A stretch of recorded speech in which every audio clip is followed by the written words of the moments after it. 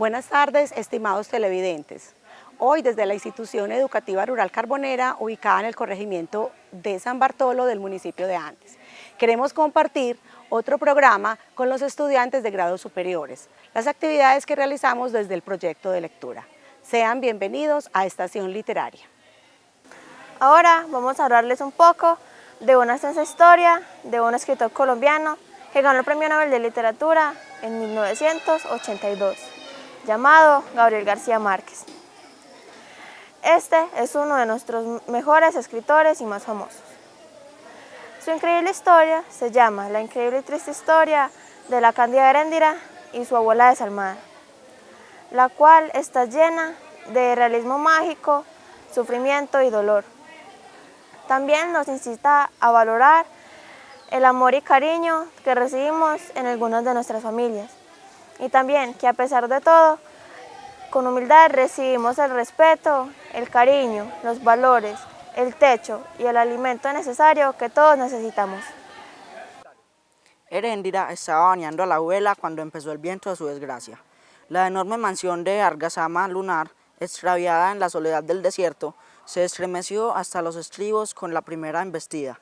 Pero Heréndira y la abuela estaban hechas a los riesgos de aquella naturaleza desatinada y apenas si notaron el calibre del viento en el baño adornado de pavos reales repetidos y mosaicos pueriles de termas romanas. La abuela desnuda y grande parecía una hermosa ballena blanca en la alberca de mármol. La nieta había cumplido apenas los 14 años y era languida y de huesos tiernos, y demasiado mansa para su edad. Con una parsimonia que tenía algo de rigor sagrado, le hacía abluciones a la abuela con un agua en la que había hervido plantas depurativas y hojas de buen olor, y éstas se quedaban pegadas en la espalda suculentas, en los cabellos metálicos y sueltos, en el hombro potente tatuado, sin piedad, con un escarnio de marineros. Anoche soñé que estaba esperando una carta, dijo la abuela. Heréndira, que nunca hablaba si no era por motivos ineludibles, preguntó, ¿qué día era en el sueño? Jueves. Entonces era una carta con malas noticias, dijo Heréndira, pero no llegará nunca. Solo podía caminar apoyada en el hombro de la nieta o con un báculo que parecía de obispo, pero aún en sus diligencias más difíciles se notaba el dominio de una grandeza anticuada, en la alcoba compuesta con un criterio excesivo y un poco demente, como toda la casa. Heréndira necesitó 2 horas más para arreglar a la abuela. Le desenredó el cabello hebra por hebra, se lo perfumó y se lo peinó. Le puso un vestido de flores ecuatoriales, le empolvó la cara con harina de talco, le pintó los labios con carmín, las mejillas con colorete y los párpados con amizcle, y las uñas con esmalte de nácar. Y cuando la tuvo emperifollada, como una muñeca más grande que el tamaño humano, la llevó a un jardín artificial de flores sofocantes, como las del vestido. La sentó en una poltrona que tenía el fundamento y la alcurnia de un trono, y la dejó escuchando los discos fugaces del gramófono de la bocina. Mientras la abuela navegaba por las ciénagas del pasado, Heréndira se ocupó de barrer la casa, que era oscura y abigarrada, con muebles frenéticos y estatuas de césares inventados, y arañas de lágrimas y ángeles de abalastro, y un piano con barniz de oro y numerosos relojes de formas medidas imprevisibles. Tenía en el patio una cisterna para almacenar durante muchos años el agua llevada a lomo de indio desde manantiales remotos, y en una argolla de la cisterna había un avestruz raquítico, el único animal de plumas que pudo sobrevivir al tormento de aquel clima malvado. Estaba lejos de todo, en el alma del desierto, junto a una ranchería de calles miserables y ardientes, donde los chivos se suicidaban de desolación cuando soplaba el viento de la desgracia. Aquel refugio incomprensible había sido construido por el marido de la abuela, un contrabandista legendario que se llamaba Amadís, y con quien ella tuvo un hijo también se llamaba Amadís, y que fue padre de Heréndira. Nadie conoció los orígenes ni los motivos de esa familia. La versión más conocida en lengua de indios era donde mató a un hombre a cuchilladas y la transpuso para siempre en la impunidad del desierto. Cuando los amadíes murieron, el uno de fiebres melancólicas y el otro acribillado en un pleito de rivales, la mujer enterró los dos cadáveres en el patio, despachó a las 14 sirvientas descalzas y siguió apacentando sus sueños de grandeza en la penumbra de la casa furtiva. Gracias al sacrificio de la nieta bastarda que había criado desde el nacimiento, del desnacimiento. Solo para dar cuerda y concertar a los relojes, Heréndira necesitaba 6 horas. El día en que empezó su desgracia no tuvo que hacerlo, pues los relojes tenían cuerda hasta la mañana siguiente. Pero en cambio debió bañar y sobrevestir a la abuela, fregar los pisos, cocinar el almuerzo y brunir la cristalería. Hacia las 11, cuando le cambió el agua al cubo del avestruz y regó los hierbajos desérticos de las tumbas contiguas de los Amadises, tuvo que contagiar el coraje del viento que se había vuelto insoportable, pero no sintió el mal presagio de que aquel fuera el viento de su desgracia. A las 12 estaba puliendo las últimas copas de champaña, cuando percibió un olor de caldo tierno y tuvo que hacer un milagro para llegar corriendo hasta la cocina sin dejar a su paso un desastre de vidrios de Venecia. Apenas se alcanzó a quitar la olla que empezaba a derramarse en la hornilla. Luego puso al fuego un guiso que ya tenía preparado y aprovechó la ocasión para sentarse a descansar en un banco de la cocina. Cerró los ojos, los abrió después con una expresión sin cansancio y empezó a echar la sopa en la sopera. Trabajaba dormida. La abuela se había sentado sola en el extremo de una mesa de banquete con candelabros de plata y servicios para 12 personas. Hizo sonar la campanilla y casi al instante acudió Heréndira con la sopera humeante. En el momento en que le servía la sopa, la abuela advirtió a sus modales de sonámbulo y la niña le pasó la mano frente a los ojos como limpiando un cristal invisible. La niña no vio la mano. La abuela la siguió con la mirada y cuando Heréndira le dio la espalda para volver a la cocina, le gritó: «Heréndira». Despertada de golpe, la niña dejó caer la sopera en la alfombra. «No es nada, hija», le dijo la abuela con una ternura cierta. «Te volviste a dormir caminando». «Es la costumbre del cuerpo», se excusó Heréndira. Recogió la sopera, todavía aturdida por el sueño, y trató de limpiar la mancha de la alfombra. «Déjala así», la disuadió la abuela, «esta tarde la lavas». De modo que además de los oficios naturales de la tarde, Heréndira tuvo que lavar la alfombra del comedor y aprovechó que estaba en el fregadero para lavar también la ropa del lunes, mientras el viento daba vueltas alrededor de la casa buscando un hueco para meterse. Tuvo tanto que hacer que la noche se le vino encima sin que se diera cuenta, y cuando repuso la alfombra del comedor era la hora de acostarse. Aunque es preciso ser generoso y debemos tener presente el amor, cariño, ternura y ayuda para nuestros adultos mayores, también sabemos que de ellos recibimos los mejores y más sabios consejos del mundo, acompañados de sus diversas historias de vida. Empieza entonces aquí la tragedia de la protagonista de esta historia. Su cuarto era también lujoso, aunque no tanto como el de la abuela, y estaba atiborrado de las muñecas de trapo y los animales de cuerda de su infancia reciente. Vencida por los oficios bárbaros de la jornada, Heréndira no tuvo ánimos para desvestirse, sino que puso el candelabro en la mesa de noche y se tumbó en la cama. Poco después, el viento de su desgracia se metió en el dormitorio, como una manada de perros, y volcó el candelabro contra las cortinas. Al amanecer, cuando por fin se acabó el viento, empezaron a caer unas gotas de lluvia gruesas y separadas que apagaron las últimas brasas y endurecieron las cenizas humeantes de la mansión. La gente del pueblo, indios en su mayoría, trataba de rescatar los restos del desastre. El cadáver carbonizado del avestruz, el bastidor del piano dorado, el torso de una estatua. La abuela contemplaba con un abatimiento impenetrable los residuos de su fortuna. Heréndira, sentada entre las dos tumbas de los Amadises, había terminado de llorar.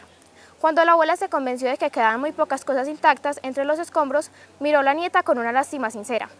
«Mi pobre niña», suspiró, «no te alcanzará la vida para pagarme este percance». Empezó a pagárselo ese mismo día, bajo el estruendo de la lluvia, cuando la llevó con el tendero del pueblo.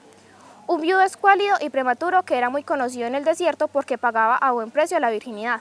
Ante la expectativa impálida de la abuela, el viudo examinó a Heréndira con una austeridad científica. Consideró la fuerza de sus muslos, el tamaño de sus senos, el diámetro de sus caderas. No dijo una palabra mientras no tuvo un cálculo de su valor. «Todavía está muy bache», dijo entonces. tiene teticas de perra. Después le hizo subir en una balanza para probar con cifras su dictamen. Heréndira pesaba 42 kilos. No vale más de 100 pesos, dijo el viudo. La abuela se escandalizó. 100 pesos por una criatura completamente nueva, casi gritó. No, hombre, eso es mucho faltarle respeto a la virtud. Hasta 150, dijo el viudo. La niña me ha hecho un daño de más de 1.000.000 de pesos, dijo la abuela. A este paso le hará falta como 200 años para pagarme. Por fortuna, dijo el viudo, lo único bueno que tiene es la edad. La tormenta amenazaba con desquiciar la casa y había tantas goteras en el techo que casi llovía adentro como fuera. La abuela se sintió sola en un mundo de desastre. Suba siquiera hasta 300, dijo, 250. Al final se pusieron de acuerdo por 220 pesos en efectivo y algunas cosas de comer. La abuela le indicó entonces a Heréndira que se fuera con el viudo y éste la condujo de la mano hacia la trastienda, como si la llevara para la escuela. Aquí te espero, dijo la abuela. Bueno, en esta parte de la historia vemos cómo en la vida debemos enfrentar una gran cantidad de problemas y situaciones injustas. El sufrimiento que empezará a desarrollar la protagonista de esta historia nos pone a reflexionar. Cuando en la vida tengamos que resolver un problema, debemos hacerlo con cabeza fría, sin rabia, sin peleas, utilizando la comunicación como la mejor virtud del ser humano. La peor parte de esta historia es cuando vemos que una abuela somete a su nieta a la prostitución. Debemos de pedir ayuda cuando como jóvenes nos sintamos violentados de cualquier forma, no callemos. Tápate los oídos, dijo Ulises. Ambos lo hicieron sin que hiciera falta, porque no hubo explosión. La tienda se iluminó por dentro con una deflagración radiante. Estalló en un silencio y desapareció una trompa de humo de pólvora mojada. Cuando Heréndira se atrevió a entrar creyendo que la abuela estaba muerta, la encontró con la peluca chamuscada y la camisa en piltrafas, pero más viva que nunca, tratando de sofocar el fuego con una manta. Ulises se escabulló al amparo de la gritería de los indios que no sabían qué hacer, confundidos por las órdenes contradictorias de la abuela. Cuando lograron por fin dominar las llamas y disipar el humo, se encontraron con una visión de naufragio. Parece cosa del maligno, dijo la abuela. Los pianos no estallan por casualidad. Hizo toda clase de conjeturas para establecer las causas del nuevo desastre, pero las evasivas de Heréndira y su actitud impávida acabaron de confundirla. No encontró una mínima fisura en la conducta de la nieta. Se acordó de la asistencia de Ulises. Estuvo despierta hasta la madrugada, hilando suposiciones y haciendo cálculos de las pérdidas. Durmió poco y mal. A la mañana siguiente, cuando Heréndira le quitó el chaleco de las barras de oro, le encontró ampollas de fuego en los hombros y en el pecho en carne. Viva, con razón que dormí dando vueltas, dijo, mientras Heréndira le echaba claras de huevo en las quemaduras, y además tuve un sueño raro. Hizo un esfuerzo de concentración para evocar la imagen, hasta que la tuvo tan nítida en la memoria como en el sueño. Era un pavo real en una hamaca blanca, dijo. Heréndira se sorprendió, pero rehizo de inmediato su expresión cotidiana. En un buen anuncio mintió. Los pavos reales de los sueños son animales de larga vida. Dios te oiga, dijo la abuela, porque estamos otra vez como al principio, hay que empezar de nuevo. Heréndira se alteró, salió de la carpa con el platón de las compresas y dejó a la abuela con el torso embebedido de claras de huevo y el cráneo embadurnado de mostaza. Estaba echando más claras de huevo en el platón, bajo el cobertizo de palmas que servía de cocina, cuando vio aparecer los ojos de Ulises por detrás del fogón, como lo vio la primera vez detrás de su cama. No se sorprendió, sino que le dijo con una voz de cansancio: lo único que has conseguido es aumentar la deuda. Los ojos de Ulises se turbaron de ansiedad. Permaneció inmóvil, mirando a la Heréndira en silencio, viéndola partir los huevos con una expresión fija, de absoluto desprecio, como si él no existiera. Al cabo de un momento los ojos se movieron, revisaron las cosas de la cocina, las ollas colgadas, las retrizas de achiote, los platos, el cuchillo de destazar, Ulises se incorporó, siempre sin decir nada, y entró bajo el cobertizo, descolgó el cuchillo. Heréndida no se volvió a mirarlo, pero en el momento en que Ulises abandonaba el cobertizo, le dijo en voz muy baja: «Ten cuidado, que ya tuvo un aviso de la muerte. Soñó con un pavo real en una hamaca blanca». La abuela vio entrar a Ulises con un cuchillo y, haciendo un supremo esfuerzo, se incorporó sin ayuda del báculo y levantó los brazos. «Muchacho», gritó, «¿te volviste loco?». Ulises le saltó encima y le dio una cuchillada certera en el pecho desnudo. La abuela lanzó un gemido, se le echó encima y trató de estrangularlo con sus potentes brazos de oso. «Hijo de puta», gruñó, «demasiado tarde, me doy cuenta que tienes cara de ángel». No puedo decir nada más porque Ulises logró liberar la mano con el cuchillo y le asestó una segunda cuchillada en el costado. La abuela soltó un gemido recóndito y abrazó con más fuerza al agresor. Ulises asestó un tercer golpe sin piedad y un chorro de sangre expulsada a alta presión le salpicó la cara. Era una sangre oleosa, brillante y verde, igual que la miel de menta. Heréndida apareció en la entrada con el platón en la mano y observó la lucha con una impavidez criminal. Grande, monólica, gruñendo de dolor y de rabia, la abuela se aferró al cuerpo de Ulises. Sus brazos, sus piernas, hasta su cráneo pelado estaban verdes de sangre. La enorme respiración de fuelle, trastornada por los primeros estertores, ocupaba todo el ámbito.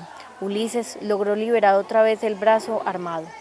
Abrió un trajo en el vientre y una explosión de sangre lo empapó de verde hasta los pies. La abuela trató de alcanzar el aire que ya le hacía falta para vivir y se derrumbó en bruces. Ulises se soltó de los brazos exhaustos y, sin darse cuenta de tregua, le asestó el vasto cuerpo caído la cuchillada final. Heréndida puso entonces el platón en una mesa, se inclinó sobre la abuela, escudriñándole sin tocarla, y cuando se convenció de que estaba muerta, su rostro adquirió de golpe toda la madurez de persona mayor que no le habían dado sus 20 años de infortunio. Con movimientos rápidos y precisos cogió el chaleco de oro y salió de la carpa.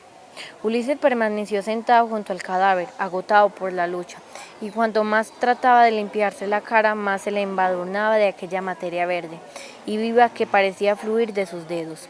Solo cuando vio salir a Heréndida con el chaleco de oro tomó conciencia de su estado. La llamó a gritos, pero no recibió ninguna respuesta. Se arrastró hasta la entrada de la carpa y vio que Heréndida empezaba a correr por la orilla del mar en dirección opuesta a la ciudad. Entonces hizo un último esfuerzo para perseguirla, llamándola con unos gritos desgarrados, que ya no eran de amante sino de hijo. Pero lo venció el terrible agotamiento de haber matado a una mujer sin ayuda de nadie. Los indios de la abuela lo alcanzaron tirado boca abajo en la playa, llorando de soledad y de miedo. Heréndida no lo había oído, iba corriendo contra el viento, más veloz que un venado, y ninguna voz de este mundo la podía detener. Pasó corriendo sin volver la cabeza por el vapor ardiente de los charcos de salitre, pero los cráteres de talco, por el sopor de los palafitos, hasta que se acabaron las ciencias naturales del mar y empezó el desierto.